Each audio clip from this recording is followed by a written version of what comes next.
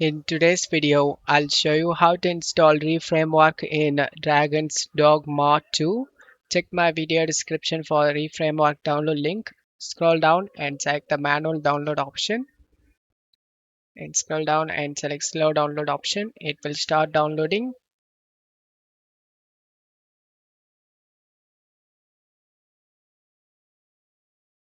Once download done, right click and select WinRAR and select open with WinRAR. Right click on the game and select open file location.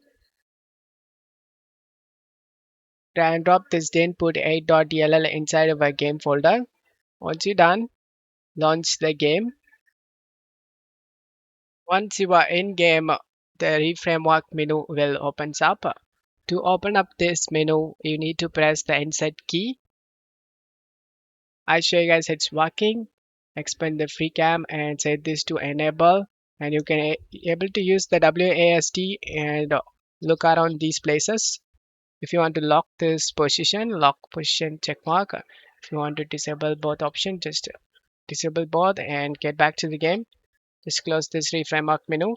And whenever you want to open the menu, just press the insert key, and that's how you can install this. I hope this video helped you. If the video helped you, don't forget to leave a like and subscribe. Thank you.